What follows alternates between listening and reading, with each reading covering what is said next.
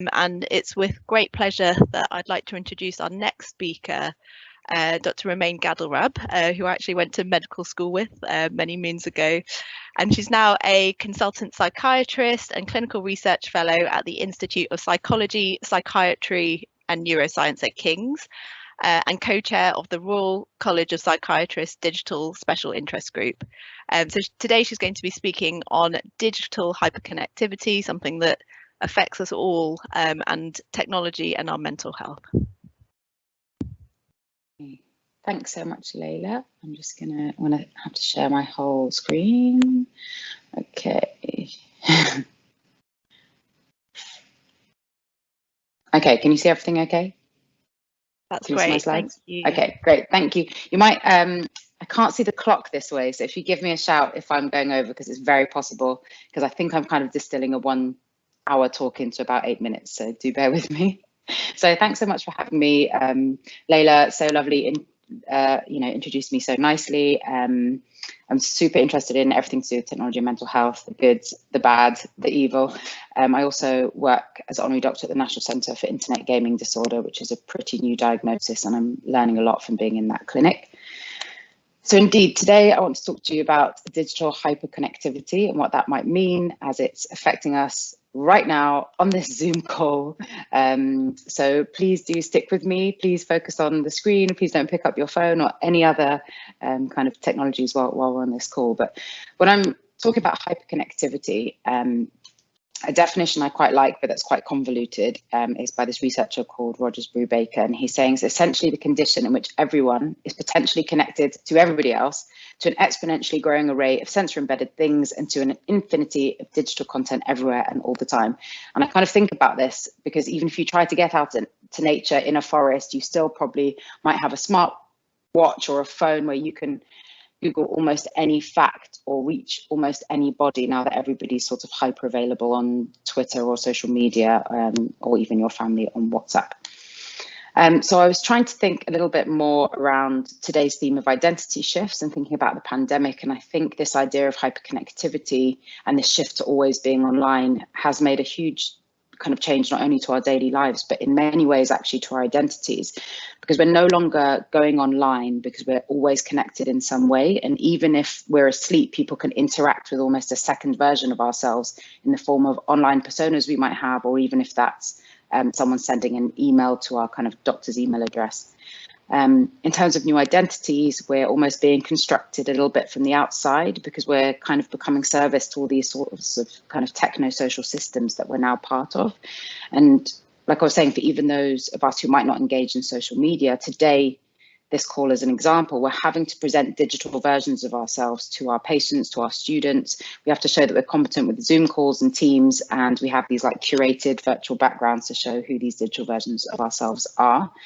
So I know we don't really have much time to interact, but I was wondering if you could think about anything you've done in these last couple of years as you've moved your life in many ways online that you might have thought you wouldn't have done.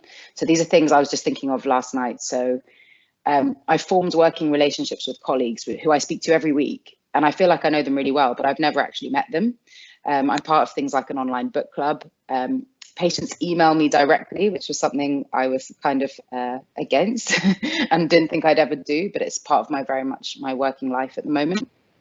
I've replied to emails from my bed that maybe nobody realizes. I've attended my own therapy on Zoom. I took a meeting the other day on the bus, and I've created this professional Instagram persona, which is gross because I hate social media and sometimes it's a necessary evil. So as I was saying, don't need to tell you all about the technological shift that we are part of. This is just the number of daily active users on MS Teams since 2019. So you can see how that's exponentially risen. And there's lots of kind of proposals as to why we might be feeling more exhausted, even though we're technically just sitting down most of the day. So this research, I think from Stanford, Jay Bailenson, was saying there's lots of proposed reasons for this sort of Zoom fatigue we hear about in the media. Reasons for that might be we're not used to having so many eyes on us all the time, because when we're online, we feel like we have to keep looking at the camera and it's actually not very natural. You got reduced mobility because you're actually trying to sit yourselves in this little square and we sit in these really awkward positions without thinking about it. We're sick of seeing our own reflection and kind of analyzing ourselves all day. It can be much harder to read the room and to see natural pauses. We're also being bombarded with notifications and answering emails while we're in MDT meetings, and all this task switching actually leads to what's being called an increased cognitive load. So it's harder for us and it's making us feel exhausted by the end of the day. I love this picture because I think it's absolutely bonkers, but it's a real, I guess, scientific image of some of our reward pathways. And I'm putting this up here to just think about how using technology can stimulate our dopamine pathways and might lead us to certain activities, whether that's tweeting or whether that's constantly checking emails, because we can get dopamine rewards from these activities. And it's leading to phenomenon such as the media like to talk about, us being addicted to our smartphones, and in turn the effect that's having on things like our sleep, and in turn things like our mental health. And all of this, I know it sounds a bit doom and gloom, a bit like we were just saying in the previous talk, but can lead to this idea of digital burnout. So I just want to spend the last kind of couple of minutes of the talk thinking about what this might mean. We've talked about burnout more classically when we think about work as an occupational health disorder, but there are researchers thinking about it in terms of being kind of constantly connected to too many forms of technology at the same time. So there might be different triggers and signs for this. So certain triggers might be this inability to unplug from working life, like we're talking about, the permanent interruption of work by emails, mobiles, colleagues. Like right now, my research assistants write to me on Teams, instant messenger, but they also WhatsApp me at the same time and send me an email all about the same thing. We have this 24/7 working life, which kind of feels like we almost have shorter deadlines. I don't know why everyone thinks you must reply to an email within like 50 seconds, and it's just not sustainable. We have this pressure to acquire new gadgets, and the gadgets that we do have when they're not working is incredibly frustrating. I'm sure you have more sophisticated platforms in GP land, but our psychiatry, I have something called EPJS, which is incredibly frustrating to add notes to, and adds exponentially to my workload every day. We also have, like we're saying, this constant stream of communication. So even though people put footers saying, this is my working hours, not your working hours, if you have your notifications on, you'll see emails when you're meant to be feeding your children or taking a bath or something, and it can still lead to you feeling overwhelmed and stressed. And then some of the signs, I guess, of this digital burnout or burnout more commonly are things like fatigue or your sleep being affected. Obviously, your concentration being affected might lead to things like lack of energy or effectiveness. You might feel more cynicism at work, detachment from what you're doing, frustration, irritability. Some people might turn to things like drinking in the evenings in order to switch off, or might lead to things like lower work standards or even changes in your behavior or inappropriate behavior at work. So what is the answer? So could you just turn off your computer, turn off your phone, just turn off the TV and not engage? Maybe sometimes on the weekend you could do that, but obviously with the internet, abstinence is not an answer. We have to use it. This is how we're doing things. And as much as I was talking about doom and gloom, let's not forget it's helped us reach patients in a time where they've needed us more than ever. I've been able to speak to patients with severe mental health problems in a treatment-resistant depression service, but most suicidal patients, speaking to them daily on Zoom, where I might not have been able to reach them if we didn't have this technology. So I'll just talk. Do I have a couple of minutes just to talk through? Yeah, you're fine. You're fine. Yeah. Good. So I'll just give a couple of ideas from my point of view, because Layla, you mentioned in the beginning, we want to talk about how this is affecting our identity, but also how we might be able to think about helping our mental health and combating some of these difficulties. So I kind of like to think of it as like a more conscious use of our technology. And I guess the first step of being conscious is understanding your use of technology. So I guess the first thing I often think about is thinking about taking a digital inventory. So for example, all of your mobile phones will have these digital wellness apps, which are designed in a much less sexy way than the apps that we get addicted to, but it will tell you how much time you're spending on your emails or Twitter or whatever it might be. And just think about, is that aligning with your values? If you find out you're on Twitter for 2 hours every single day, is that actually how you want to be allocating your, portions of your life? So yeah, maybe just taking a step back and thinking about how many Zoom calls you're having, maybe even as a team doing that a bit wider. Like, does everything have to be a Zoom call? Can sometimes you just phone somebody? Or if we're back in the office, can there be some more face-to-face at the moment? A very important thing, I think, for avoiding burnout is protecting your attention. So the internet or technology is full of false urgencies. So that's things like on WhatsApp, where you have 2 blue ticks, like here, the red receipts. If someone can see They have it on Teams as well. I can see when someone's read my message, which leads to frustration as to why have they read it and not replied, or conversely, how I feel stressed is if they know I've read their message, but I haven't replied. But I might have just done that in between patients. So it's kind of a false urgency, as it were. I'm sure you're more than aware notifications are purposefully designed to be read to stimulate danger so that we are more alert to them and we get stressed by having them on our screens and we want to open them. So your attention can't be at the mercy of the next notification you get. So just think about all your computers will have a do not disturb mode. And I try to do that if we're trying to do some deep work, if I'm working on a protocol, turn off the notifications so that I can actually concentrate and not feel like I have to reply to an email straight away. And usually if it is something urgent, I would hope that someone would phone me if it was about an urgent matter to do with the patient. Usually you can wait 10 minutes or what have you to reply.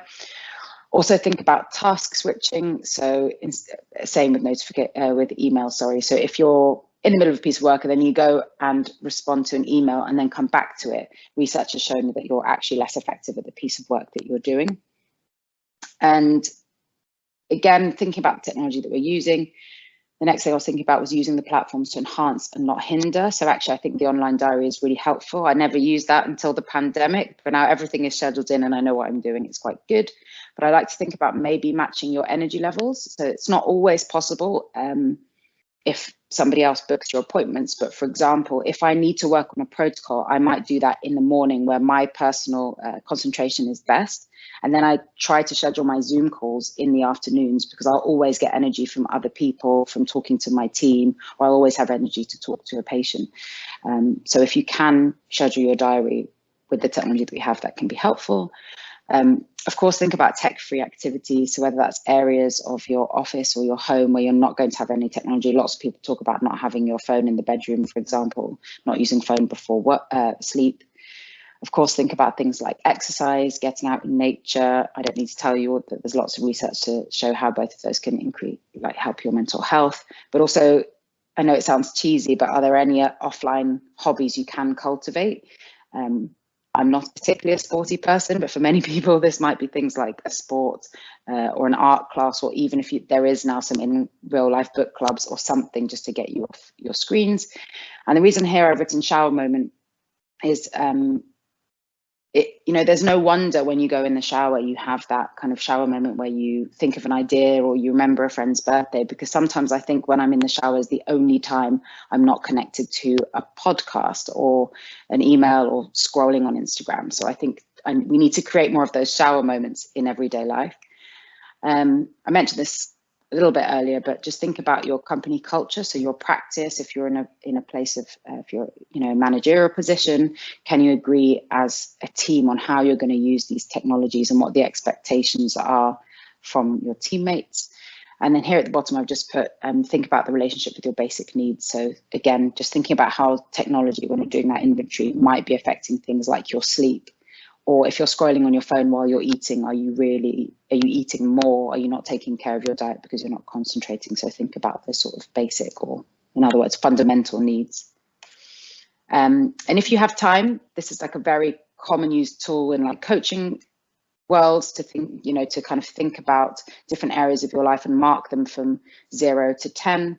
So kind of using the analogy of an MOT, you wouldn't drive your car if it wasn't safe to do so, but we're often running on empty a lot of the time. So if you could think about certain areas of your life where you could make even a small improvement, even just monthly, choosing one area.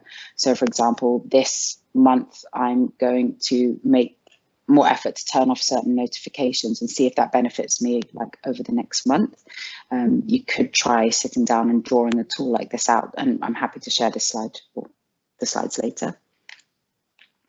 And of course, obviously your GP. So thank you for all the help that you do give everybody. So just as well, we're often, as doctors, think that we're, we can't seek help for things like our mental health, especially as a psychiatrist, it feels difficult. But we have obviously your wonderful cells, but there is, if anyone that hasn't already accessed it, practitioner health program is incredible, where doctors can access mental health support, CBT, one-to-one kind of therapy and sessions with psychiatrists and GPs. And then you can also self-refer to IAPT, refer to a psychiatrist, or if you are actually I am treating doctors and nurses at the moment who have become addicted to things like games on their mobile phones over the pandemic while we've been isolated. So there is the National Centre for Game Disorder where I work. And of course, if you are in crisis, there's new texting services, and there's the Samaritans, and there's always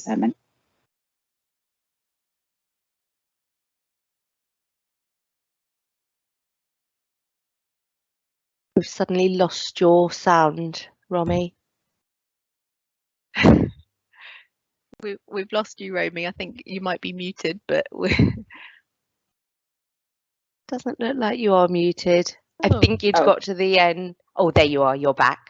Sorry, it seems like someone phoned me, a spam call phoned me, and my headphones connected to the mobile.